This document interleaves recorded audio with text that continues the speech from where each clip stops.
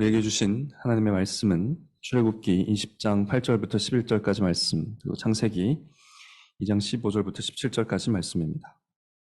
이것은 하나님의 말씀입니다. 안식일을 기억하여 거룩히 지키라. 엿새 동안은 힘써 내 모든 일을 행할 것이나 제7일은 너의 하나님 여호와의 안식일인즉 너나 내 아들이나 내 딸이나 내 남종이나 내 여종이나 내 육축이나 내 문 안에 유하는 객이라도 아무 일도 하지 말라. 이는 엿새 동안에 나 여호와가 하늘과 땅과 바다와 그 가운데 모든 것을 만들고 제7일에 쉬었음이라.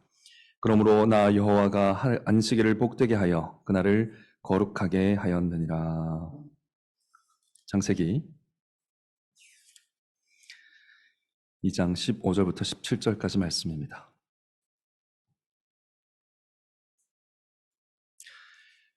여호와 하나님이 그 사람을 이끌어 에덴 동산에 두사 그것을 다스리며 지키게 하시고 여호와 하나님이 그 사람에게 명하여 가라사대 동산 각종 나무의 실과는 내가 임의로 먹되 선악을 알게 하는 나무의 실과는 먹지 말라. 내가 먹는 날에는 정령 죽으리라 하시니라. 아멘. 오늘 읽은 말씀으로 첫 안식, 첫 예배, 첫 삶이라는 제목으로 하나님의 말씀을 선포하겠습니다. 올해는 1월 1일에도 예배를 함께 드릴 수 있었고 또 이렇게 구정설에도 같이 공예배를 드릴 수 있어서 참 감사한 해인 것 같습니다. 여러분 1월 1일에 어떤 설교를 들으셨는지 기억하십니까? 설교 제목 기억하십니까? 네, 표어였습니다. 새 일을 행하시는 하나님을 보라. 요즘 여러 루트를 통해서 하나님을 바라보고 계신 분들의 많은 좋은 소식들을 듣고 있습니다. 회복의 소식들을 듣고 있습니다. 또 회복을 위해서 고군분투하시고 씨름하고 계시다는 소식도 동시에 듣고 있습니다. 이 모든 소식들에 하나님께 감사를 드립니다. 거룩한 예배와 또 거룩한 삶을 잃어버렸던 우리를 하나님께서 새롭게 하고 계신 과정이다라고 생각하고 감사를 드립니다. 지난 몇 주 동안 그래서 거룩한 예배에 대해서 강조를 많이 드렸던 것 같습니다. 공예배 순서에 대해서 연속 설교를 한다고도 제가 말씀을 드렸죠. 그러다 보니까 교회가 지금 주일 예배 잘 드리기 캠페인을 하는 것이 아닌가, 이런 오해를 하실 수도 있을 것 같습니다. 우리가 주일에 1시간 반 이 예배를 잘 드리기 위해서 공예배 연속 설교를 시작하는 것인가? 이 말은 일부 맞는 말이기도 합니다만 매우 부족한 답입니다. 왜냐하면 이 거룩한 예배는 거룩한 삶을 빼고서는 말할 수가 없기 때문입니다. 행함이 없는 믿음이 죽은 믿음인 것 같이 삶을 제하고서는 예배를 말할 수가 없기 때문이죠. 오히려 저와 여러분의 거룩한 삶의 회복을 위해서 공예배 설교를 한다고 말하는 것이 더 정확한 표현일 것입니다. 사랑하는 성도 여러분, 우리는 거룩한 예배로 부름받았을 뿐 아니라 거룩한 삶으로 부름받았습니다. 그런데 예배하고 있는 우리는 구별된 삶을, 거룩한 삶을 살아가고 있을까요? 남들이 힘겨워하는 일은 나도 똑같이 힘들고 남들이 절망하는 일에 똑같이 절망하는 우리의 모습에서 구별된 거룩함이 나타나고 있습니까? 아니 그럼 그 거룩한 삶이라는 건 도대체 뭐겠습니까? 거룩한 삶은 또 예배랑 무슨 관계가 있습니까? 이 모든 질문에 대한 답이 오늘 읽은 본문에 있습니다. 왜냐하면 사람의 삶과 예배가 동시에 시작된 곳이 바로 에덴 동산입니다. 에덴에서의 첫 안식, 그때의 거룩한 예배와 거룩한 삶이 시작된 것이고요. 그래서 우리가 첫 안식일을 잘 들여다보면 거룩한 예배와 거룩한 삶에 대해서 명확하게 바라볼 수 있고 또 그 관계를 배울 수가 있는 것입니다. 그래서 오늘 설교는 이 에덴에서의 첫 안식일이 얼마나 중요한지를 먼저 간략하게 설명드린 이후에 첫 번째로는 첫 안식에서의 예배에 대해서 살펴보고 두 번째로는 첫 안식에서의 삶에 대해서 살펴보고 세 번째로 예수님께서 우리의 잃어버린 이 첫 안식을 어떻게 회복하셨는지 말씀드린 이후에 몇 가지 적용을 하고 마치도록 하겠습니다. 자, 먼저 첫 안식일의 중요성에 대해서 한번 생각해 보겠습니다. 에덴에서 아담과 하와가 누렸던 첫 번째 안식이 얼마나 중요한가? 이것이 율법에 나타나고 있습니다. 성경에 이 십계명 전문이 2번 나옵니다. 출애굽기에 나오고 신명기에 나옵니다. 제가 아까 처음에 읽었던 율법 선포에서는 신명기를 읽었고요. 오늘 설교 본문을 위해서는 출애굽기를 읽었습니다.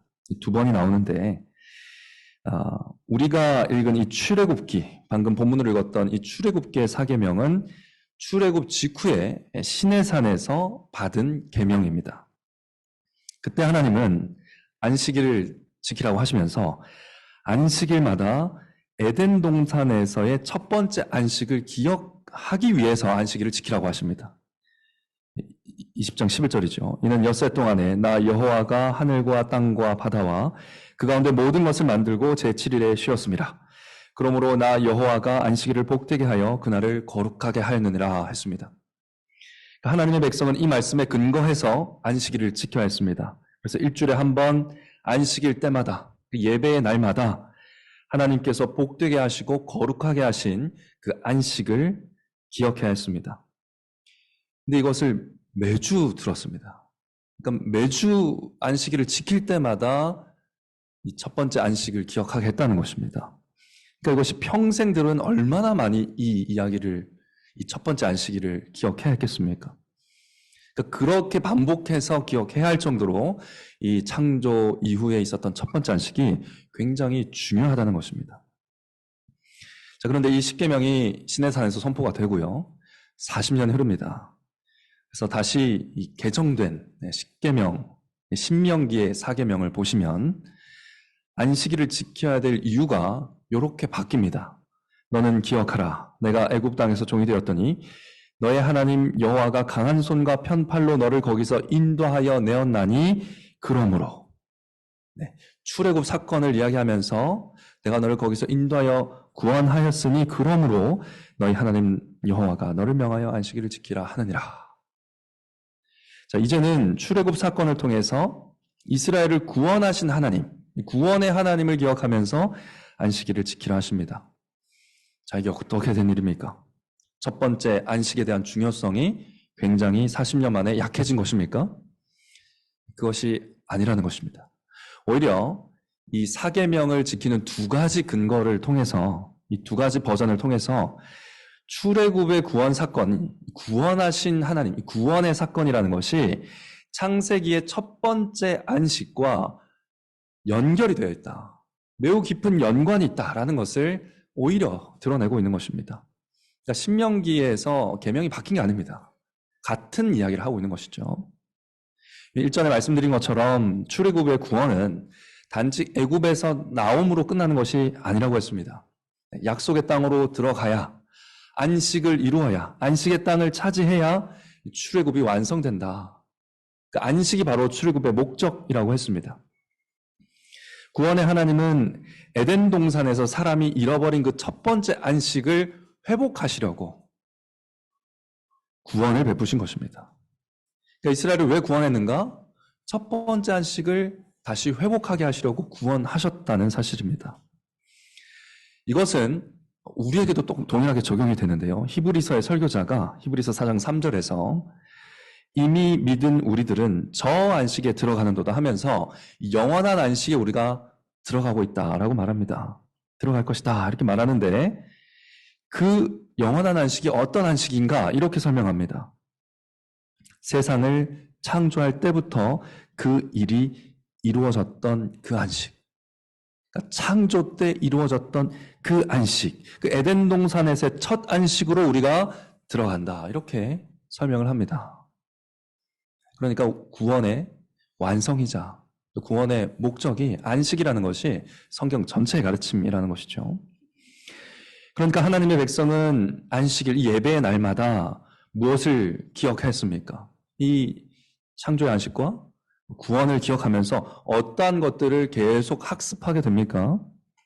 사람이 창조주가 주신 첫 안식을 잃어버렸다는 것. 그리고 잃어버린 안식의 회복을 위해서 하나님이 구원을 베푸셨다는 것. 그리고 완전한 안식을 향해서 지금 우리가 나아가고 있다는 것. 이것을 예배의 시간마다 계속 반복하게 하셨습니다. 이게 뭡니까? 창조와 타락과 구원과 완성이죠. 구원 역사입니다. 하나님의 구원 역사 전체를 이 안식일마다 기억하게 하신 것이죠. 이 구원 역사를 근데 관통하는 게 무엇이다? 첫 번째 안식이라는 겁니다. 첫 번째 안식을 잃어버렸고 그것을 회복하기 위해서 구원하셨고 궁극적으로 영원한 안식은 바로 첫 번째 안식이다라는 걸 기억하면 이 첫 번째 안식이 굉장히 중요하다는 것을 우리가 알 수 있다는 것이죠. 그래서 에덴에서의 첫 안식은 이 사람이 잃어버린 안식인 동시에 되찾을 안식입니다. 그래서 굉장히 중요한 것입니다. 자, 그래서 첫 안식을 잘 들여다보는 것이 중요합니다. 자, 그러면 이제 첫 안식일의 예배, 첫 안식일에 있었던 예배에 대해서 한번 살펴보겠습니다. 창세기를 보면 첫 안식일이 창조의 목적이자 절정이라는 것을 알 수 있습니다. 우리가 보통 6일째 인간의 창조를 창조의 절정이다 이렇게 생각을 많이 하지만 그렇기도 하지만 꼭 그렇지만은 않다라는 것입니다. 하나님은 7일째 안식하심으로 창조를 마치셨고요. 창조를 완성하셨습니다. 그리고 8일째가 됩니다. 9일째가 됩니다. 그때 하나님 뭐 하셨겠습니까? 하나님 다시 일하셨을까요?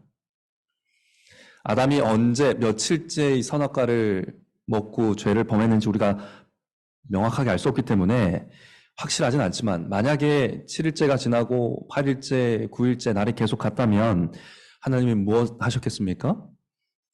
계속 안식하셨을 겁니다. 즉 날이 계속 갔다면 월, 화, 수, 목, 금, 토, 일 이렇게 계속됐을 겁니다.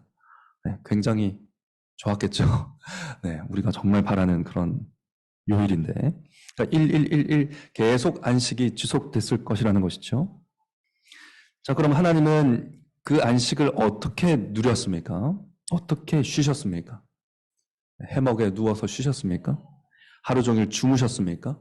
모든 활동을 멈추셨습니까? 하나님은 사람에게 예배를 만들어 주셨고요. 예배 가운데 사람과 교제하고 기쁨을 나누면서 안식하셨습니다. 예배 가운데 기쁨을 주시고 기쁨을 받으면서 그렇게 교제하셨다는 것입니다. 그러니까 첫 안식일은 바로 첫 예배의 날이었습니다. 오늘 우리가 읽었던 창세기 2장 16절, 17절이 바로 하나님께서 예배를 만들어주시는 그런 말씀입니다. 여호와 하나님이 그 사람에게 명하여 가라사대 동산 각종 나무의 실과는 내가 임의로 먹되 선악을 알게 하는 나무의 실과는 먹지 말라. 내가 먹는 날에는 정령 죽으리라 하셨습니다. 이 말씀을 통해서 예배를 만들어서 주신 겁니다. 자, 이 말씀에 하나님이 만드신 첫 번째 예배 순서가 나타납니다. 지난번에 언급도 해드렸는데요. 첫 번째 순서는 하나님의 부르심입니다. 하나님 부르시죠. 동산에 두시고 아담을 부르십니다. 여호와 하나님이 그 사람에게 명하여 가라사대 명령하십니다. 하나님께서 사람에게 순종해야 될 명령을 주시려고 부르시지요. 이것이 첫 번째 순서입니다. 자, 그렇게 명령을 받았으면 두 번째 순서가 뭐겠습니까? 우리 중고등부는 들었지요? 뭐라고 했습니까? 네, 사람의 응답. 네, 사람이 응답해야 하는 것입니다. 명령을 받았으니 순종으로 응답하는 것이 바로 두 번째 예배의 순서였습니다. 이 말씀 그대로 순종으로 응답하는 것, 그것이 두 번째 순서이고요. 자, 사람이 하나님의 부르심에 순종으로 반응하면 이어질 세 번째 순서가 무엇이었습니까? 교제의 식사가 약속이 돼 있었습니다. 동산 각종 나무의 실과는 네가 임의로 먹되 이렇게 말씀하시죠. 그리고 선악을 알게 하는 나무는 먹지 말라. 네가 먹는 날엔 정령 죽으리라 하셨는데요. 이 말씀은 먹지 않으면 정령 살리라 말씀하신 겁니다. 먹으면 정령 죽으리라 하신 하나님은 먹지 않으면 정령 살리라 하신 겁니다. 그러니까 하나님의 명령에 순종해서 선악과를 먹지 않으면 세 번째 순서가 실행이 되는데 반드시 살아서 동산 각종 나무 실과와 함께 생명나무도 먹고 누리면서 즐거이 교제하는 그런 식사가 약속이 돼 있었던 것이죠. 하나님의 부르심, 사람의 응답, 그리고 교제의 식사, 이것이 안식일에, 첫 안식일에 하나님께서 사람에게 허락하신 예배였던 것입니다. 자, 그러면 이제 첫 안식에서의 삶에 대해서 생각해 보겠습니다. 놀랍게도 이 성경에 기록된 하나님과 사람의 첫 번째 대화는 삶에 대한 대화였습니다. 삶에 대한 대화. 창세기 1장 28절 말씀인데요. 근처에 있으니까 펴서 함께 보시면 좋겠습니다. 하나님이 그들에게 복을 주시며 그들에게 이르시되 생육하고 번성하여 땅에 충만하라. 땅을 정복하라. 바다의 고기와 공중의 새와 땅에 움직이는 모든 생물을 다스리라 하시니라. 하나님은 사람을 창조하시고 이 세상에서 어떤 삶을 살아야 되는지를 가장 먼저 말씀하신 겁니다. 아담은 이 명령을 받들어서 삶을 살아갑니다. 동산을 거닐면서 많은 일들을 하지요. 우리가 읽었던 2장 15절 말씀 보시면 땅을 경작했을 것입니다. 땅을 경작했을 것이고 또 동산을 지키는 일, 누구로부터 지켰겠습니까? 악한 영으로부터, 사탄으로부터 동산을 지키는 일도 했습니다. 물론 휴식을 취하며 여가를 즐기기도 했을 거고요. 식사도 했을 것이고요. 이런 시간들을 보냈을 것입니다. 또한 아담은 하나님이 알려주신 대로 이 피조세계가 잠재력이 있다는 것을 이해했고요. 그래서 생육하고 번성하고 정복하고 다스리는 삶을 이 피조세계를 활용해서 계속 펼쳐 나가려고 했을 겁니다. 일을 했던 것이죠. 자, 그런데 이런 아담의 삶이 예배와 명확하게 구분이 되지가 않습니다. 이것이 첫 번째 안식에서의 삶과 예배의 특징입니다. 우리가 월, 화, 수, 목, 금, 토, 일, 일, 일 하면서 이 안식일이 계속 되었을 것이라고 제가 말씀드린 것처럼 아담의 삶의 영역도 예배의 영역과 명확하게 구분이 되지가 않았습니다. 우선 에덴 동산 전체가 하나님과 사람이 교제하는 장소였습니다. 예배의 장소였다는 것이죠.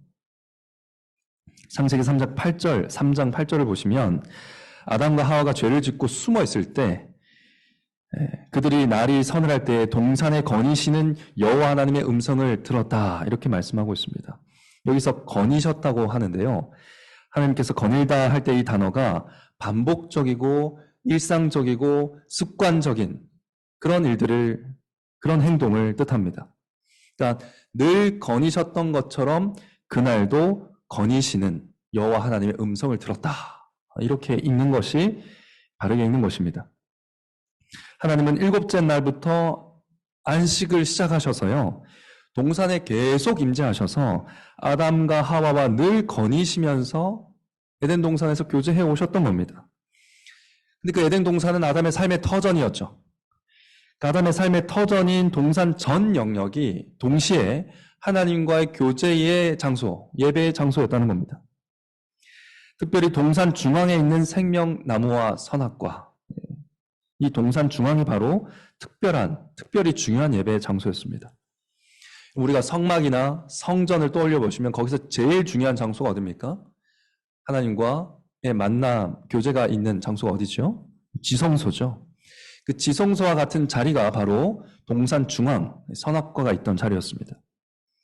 지성소에 뭐가 있습니까? 뭐가 있기 때문에 가장 중요합니까? 언약궤가 있었죠. 언약궤 안에 뭐가 있었습니까? 십계명도 돌판이 있었습니다. 이 계명이 있었던 것이죠. 하나님의 말씀이 있었던 곳이었기 때문에 그곳이 예배의 장소였고 하나님과의 교제의 장소였습니다. 여러분 선악과를 생각해 보십시오. 선악과에 무엇이 있습니까? 하나님의 계명이 있죠. 네가 먹으면 정령 죽으리라. 하나님의 말씀이 있고 하나님의 명령이 있고 그래서 하나님과 교제가 일어날 수 있었던 장소였습니다. 그러니까 아담이 이 선악과를 바라봄으로써 나와 하나님과의 관계를 생각할 수 있었고요. 하나님은 명령하시는 분, 나는 명령을 따라야 될 피조물. 하나님은 생명과 사망을 결정하시는 분, 나는 생명을 덧입은 피조물. 그러니까 하나님과의 모든 관계를 생각할 수 있는 나무가 바로 선악과였고 또 하나님이 정령 죽으리라 하셨기 때문에 내가 하나님을 선택함으로 내가 하나님의 명령을 지키기로 선택함으로 하나님께 사랑을 고백할 수 있고 예배를 드릴 수 있는 장소가 바로 선악과가 있던 동산 중앙이었던 겁니다. 그래서 지성소의 역할을 했던 것이 동산 중앙이었죠. 하나님의 권위와 주권을 기억나게 하는 나무가 동산 중앙에 있었습니다. 하나님과의 만남의 장소인 지성소가 중앙에 있는 이 에덴 동산은 이 전체가 하나의 거대한 성전이었고요. 그 성전이 바로 아담과 하와가 삶을 영위하고 뭔가를 만들어내고 창출하고 문화를 펼쳐나가야 하는 그런 삶의 장소였던 겁니다. 그러니까 예배 장소가 곧 삶의 장소. 예배의 시간들이 곧 삶의 시간. 예배와 삶이 명확하게 구분되지 않는 그것이 바로 첫 번째 안식의 모습이었다는 겁니다. 이러한 에덴 동산의 어떤 디자인, 모습이 아담과 하와의 삶에 어떤 영향을 주었을지 한번 상상해 보십시오. 아담은 열심히 일했다고 했죠. 그 일하다가 그가 어디에 있든지 간에 또 무슨 일을 하든지 간에 이 동산 한가운데 하나님의 권위를 상징하는 나무가 세워져 있다는 것을 기억하고 그 나무와 자신의 거리, 나무와 자신의 위치를 생각하면서 자기를 파악했을 겁니다. 자기를 인식했을 겁니다. 그렇게 열심히 땅을 경작하다가 문득 내가 어디 있지? 어디를 봤겠습니까? 동산 중앙을 보는 겁니다. 내가 동산의 동쪽에 있구나. 자신의 위치를, 또 이 밭의 위치를 동산 중앙을 통해서 확인하는 것이죠. 하와와 막 산책을 하다가 동산 중앙을 딱 보면 내가 지금 중앙으로부터 멀리 떨어져 있구나. 가까워져 있구나. 확인을 했던 것이죠. 예배의 장소가 삶의 중심에서 늘 영향을 미치도록 디자인된 곳. 그것이 바로 에덴이었다는 것입니다. 동산 중앙에 예배가 있다라는 개념은 이 시골 출신인 저에게 너무 익숙한 개념입니다. 여러분도 시골에서 자라셨으면 아마 비슷한 경험들이 다 있을 겁니다. 저에게는 고향과 같은 경남 합천군 초계라는 마을에 가면 아직도 그 마을의 가장 높은 곳에 교회가 있습니다. 그 마을의 가장 높은 언덕에 교회가 있어가지고 그런 마을에 있으면 내가 어디에 있는지를 교회를 통해 항상 가늠하게 됩니다. 이것은 이제 기독교 국가, 많은 유럽 국가들의 마을에 가도 동일합니다. 가장 높고 잘 보이는 곳에 교회를 짓습니다. 왜 그렇게 지었겠습니까? 그 마을을 디자인할 때 교회가 마을과 삶의 중심을 잡아주는 기준이 되도록. 그래서 교회 종도 있죠. 시간도 교회가 알리고 위치도 교회를 통해서 확인하는 삶의 모든 것의 기준이 되는 곳이 바로 교회이도록 디자인이 됐던 것이죠. 이처럼 그 원초적인 모델이 어딘가? 에덴이었다는 것입니다. 아담과 하와의 삶에도 하나님의 계명이 있는 장소, 지성소, 선악과가 있던 동산 중앙, 그곳이 바로 삶의 중심이기도 했다라는 것이죠. 그러면 그 나무가 지리적인 역할만 했겠습니까? 지리적으로만 에덴의 중심에 있었겠습니까? 그렇지 않았겠죠. 왜냐하면 동산 중앙은 하나님의 계명이 있는 장소, 하나님이 말씀이 있는 장소였기 때문입니다. 그 동산 중앙에는 하나님의 계시의 말씀이 있었기 때문에 하나님은 아담의 마음과 아담의 삶의 중심에 하나님의 말씀과 예배가 있도록 하신 것입니다. 하나님은 아담의 삶이 예배 중심의 삶이 되도록 허락하신 것입니다. 그 모든 아담의 삶이 예배를 중심으로 연결되어 있는 예배의 연장선에 있었다는 것입니다. 그러니까 조금 어려운 말로 하자면 모든 일을 신학적으로 할 수 있도록 허락하셨다는 거죠. 에덴이 이렇게 디자인되었다는 것은 아담이 앞으로 만들어가게 될 모든 것, 앞으로 아담이 창출하게 될 모든 것이 그 중심에 무엇이 있어야 된다? 하나님이 있어야 된다. 하나님의 질서가 있어야 된다. 하나님 중심적이어야 된다 하는 것을 알려주고 있는 것입니다. 그러니까 만약에 첫 번째 이 아담과 하와의 타락이 없었다면, 그래서 첫 번째 안식이 계속됐다면 사람이 만들어내는 모든 것들이 하나님께 간접적으로나마 영광이 됐을 겁니다. 삶의 모든 것이 하나님을 영화롭게 하고 하나님을 기쁘시게 하는 것이 되었을 겁니다. 공부를 하는데 하나님께 영광이 되고, 일을 하는데 하나님께 기쁨이 되고, 그게 하나님께 기쁨이 될 뿐만 아니라 하나님을 기뻐하는 일이 되고, 그런 삶이 펼쳐졌을 거라는 거죠. 사람이 생육하고 번성하고 정복하고 다스리며 만들어내는 모든 것들의 중심에 하나님이 계시고 하나님이 세우신 질서가 있었을 것이기 때문에 그러한 삶이 가능했을 것이라고 우리가 추측할 수 있는 것이죠. 한마디로 첫 안식의 날들의 아담에게는 딱히 예배가 아닌 삶이 나누어지지가 않았던 겁니다. 예배를 중심으로 모든 삶이 직간접적으로 예배와 다 연관이 되어 있었다는 것이죠. 여러분, 심지어 이 타락한 세상, 이 죄로 인해서 많은 것들이 오염되고 있는 오늘날에도 그리스도를 믿고 그리스도인이 된 사람들이 학문이나 기술이나 삶의 질서를 깊이 경험하는 가운데서 세상을 운행하시는 하나님의 질서를 희미하게나마 발견하곤 합니다. 그러니까 특별 계시를 가슴에 품은 자들은 일반 계시 속에 나타난 하나님의 말씀을 읽어내는 일들이 있다는 것이죠. 좀 쉽게 얘기하자면 의사가 환자를 진료하는 가운데 치유의 하나님을 경외하는 일들이 생긴다는 겁니다. 건축 설계를 한다 하면 하나님이 창조 세계를 세워가시는 선한 계획을 깨달으며 즐거워하는 때가 있다는 겁니다. 그 깊은 곳에 다다르면 그런 일들도 일어난다는 것이죠. 운동을 지속적으로 오래 한 분들 어떻습니까? 그 운동을 통해서 몸이 변화되고 질병이 완화되고 건강을 회복하는 과정 속에서 이 하나님의 놀라운 생명력, 창조의 오묘함을 발견하고 찬송하곤 합니다. 음악과 미술에 대한 이해가 깊어지면 하나님의 영광의 아름다움에 대한 이해도 깊어져서요. 말로는 다 표현할 수 없는 것들을 음악으로 표현하고 그림으로 표현하곤 합니다. 일주일에 수십 개의 기저귀를 갈거나 군대에서 이등병 생활을 하면서 예수 그리스도가 우리를 섬기러 오셨다라는 말의 의미를 처음으로 깨닫기도 합니다. 예수님이 정말 종으로 왔다는 말이 무슨 의미인지를 그 삶을 통해 경험하기도 하죠.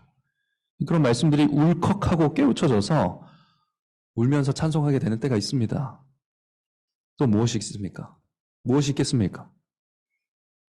여러분이 지금 경험하고 있는 모든 삶에서 공부하고 일하고 고치고 돕고 돌보고 만드는 과정이 예배가 될 수 있다는 것이죠. 원래 그렇게 디자인된 겁니다.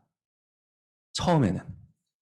지금 이제 창조로 굉장히 오염이 돼서 우리가 그것을 파악할 수 없고 그렇게 예배할 수 없을 따름이지, 사실 이 세상의 모든 것이 하나님을 향해 있고요. 그 모든 질서의 중심에 하나님의 질서가 있어서 하나님을 예배할 수 있도록 처음에 디자인되었던 것입니다. 그 일을 행하는 사람의 중심에 하나님이 주신 말씀이 있고 예배가 있고 안식이 있다면 그러한 일들이 가능한 겁니다. 삶이 예배와 정확하게 분간되지 않는 그런 일들이 가능하게 되는 것이죠. 이것이 바로 처음 안식의 모습이었습니다. 예배와 삶이 일치된 곳, 중심에는 예배가 있고 삶의 모든 것이 예배로 다 연결되는 동산, 거기로부터 생육하고 번성하여 안식의 기쁨이 온 땅에 충만해지기까지 확장되는 세계, 바로 이것이 하나님이 창조하신 세상이었다는 것입니다. 그러나 아시다시피 우리는 아담이 누리던 그 멋진 안식과 교제와 기쁨을 죄로 인해서 잃어버렸습니다. 그래서 십계명이 우리에게 안식을 명령하고 있죠. 우리가 그 안식을 지키지 못하고 있기 때문입니다. 죄인에게 그 안식은 사라지고 없어졌기 때문이죠. 사랑하는 성도 여러분, 그래서 하나님이 새 일을 행하신 겁니다. 그리스도 예수를 보내셔서 처음 안식에서 아담이 누리던 그 거룩한 예배와 거룩한 삶을 우리에게 되찾아 주신 것이죠. 그리스도께서 십자가에서 이루신 새 일을 통해서 안식을 되찾아 주신 겁니다. 비록 그 안식은 아직 완성되진 않았지만 이미 우리 안에서 시작되었고 날이 갈수록 그 안식은 점점 확장되고 있습니다.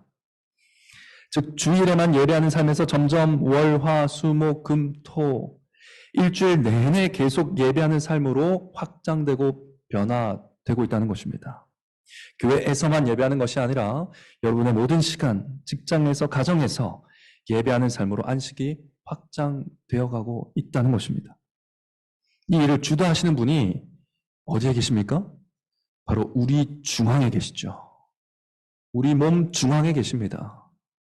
성령님이 계시죠. 성령님이 우리 몸을 성전 삼으셔서 우리의 안식이 점점 확장되고 있다는 것입니다. 이제 우리는 선악과로 달려가거나 성전으로 달려가서 하나님을 예배하지 않습니다.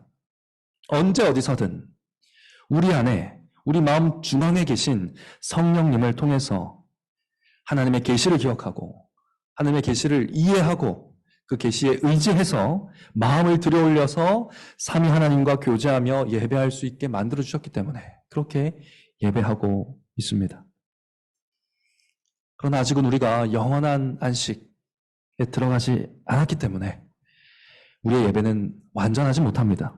그러나 분명한 것은 우리 안에 계신 성령님께서 말할 수 없는 탄식으로 간구하시면서 우리의 기도를, 우리의 예배를 돕고 계시다는 것입니다. 그래서 우리의 몸을 하나님이 기뻐하시는 거룩한 산 제물로 드리도록 하시고 거룩함으로 삶 속에서 예배할 수 있도록 만들어가고 계시다는 것입니다. 이것을 믿으셔야 됩니다. 우리가 공부하고 일하고 알아가고 만들어가고 있는 모든 것들로 예배할 수 있도록 성령님이 우리 안에 거하시면서 돕고 계시다 하는 이 사실을, 또 이 진실을 믿어야 된다는 것입니다. 하나님은 이 믿음을 강하게 하시려고 어떻게 하십니까? 일주일에 한 번 안식의 날 주일에 모두 모여서 우리가 잃어버린 안식을 되찾았으며 완전한 안식을 향해서 나아가고 있다. 이 복음을 듣고 바라보고 기억하게 하시는 겁니다. 그래서 우리가 주일에 예배하고 있는 것이고 그래서 예배가 중요한 겁니다. 그래서 공예배를 강조하는 겁니다. 예배 자체를 강조하는 것도 있지만 결국은 우리 삶에 확장될 그 예배를 위해서 공예배가 중요한 것이죠. 사랑하는 성도 여러분, 공예배를 잘 드리자는 말은 그래서 삶을 등한시하자는 말이 전혀 아닙니다. 예배 하나 잘 드리자는 말이 아니라는 것이죠. 오히려 정반대입니다. 우리의 삶이 무너지는 이유는 삶의 중심에 예배가 없거나 예배의 거룩성을 잃어버리기 때문입니다. 우리가 하나님께서 회복하신 성전이라는 사실, 하나님이 회복하신 동산 중앙이라는 사실을 기억해야 됩니다. 그래서 그 정체성을 잃어버리기 때문에 삶이 무너지는 것이죠. 그럼 하나님의 계명이 어디 있습니까? 우리 마음 중앙에 아버지의 말씀이 있습니다. 말씀이신 그리스도가 우리 마음 중앙에 있습니다. 하나님의 말씀을 새기시는 성령님이 마음 중앙에 와 계십니다. 거기로부터 삶의 모든 것이 시작되어야 합니다. 그래야 우리의 삶에 안식과 평안이 시작됩니다. 예배를 강조하는 모든 과정에서 혹 여러분들 가운데 예배는 무슨 예배인가, 삶이 얼마나 바쁜데, 이렇게 삶이 팍팍한데, 내 삶이 버거운데 이 삶에 대한 설교를 해야지 또 주일에 예배 잘 드리자는 말을 하는 것인가, 이런 생각을 하는 분이 계실지 모르겠습니다. 그러나 여러분, 삶이 어렵고 분주하고 버겁고 그렇게 삶이 무너지는 이유는 모든 삶의 현장에서 우리가 어떻게 예배해야 할지를 모르기 때문입니다. 우리가 그 모든 삶의 현장에서 어떻게 예배해야 할지를 모를 때 우린 무너집니다. 예배를 하지 못하는 삶의 현장에서 우리는 안식할 수 없기 때문이죠. 우리가 성전이기 때문입니다.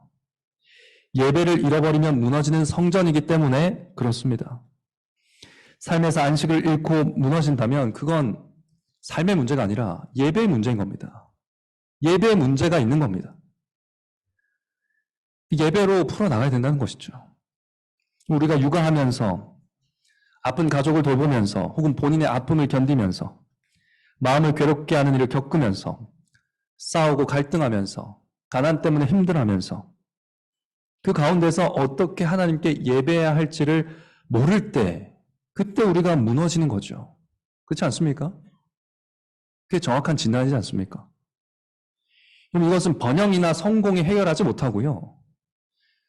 경제적인 자유가 해결해 주는 게 아닙니다. 이건 육아하고 병수발하면서도 하나님을 예배할 때 성도는 안식하는 겁니다. 그걸 평안이라고 합니다. 그게 성경에서 말하는 평안입니다. 성경이 말하는 평안은 아무 일 없이 모든 것이 완벽해서 모든 것이 만족스러운 상태를 말하는 게 아닙니다. 우리가 평안하십시오 하는 것은 아무 일 없으세요 하는 말이 아닙니다.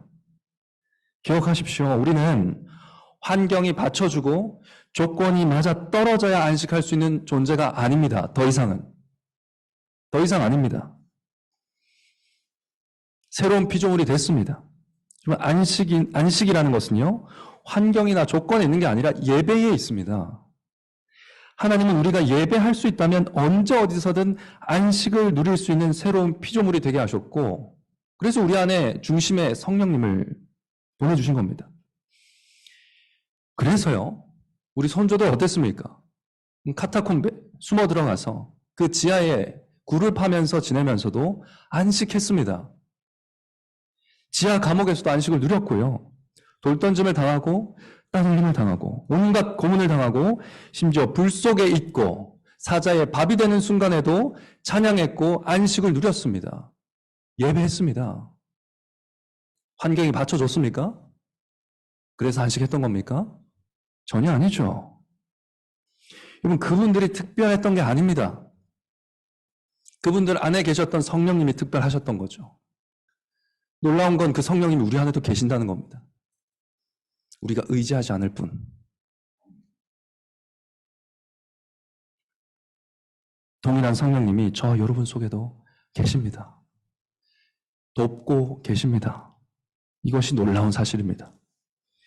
우리도 언제라도 예배하며 안식할 수 있고 평안을 누릴 수 있음을 믿으셔야 됩니다. 우리는 주일 공예배 순서마다 예수를 만나서 교제하면서 그리스도 안에서 안식합니다. 그 안식 속에서 성령님이 무엇 하십니까? 우리를 예수 그리스도의 형상으로 빚으십니다. 예배 속에서 우리를 예수님의 형상으로 빚으십니다.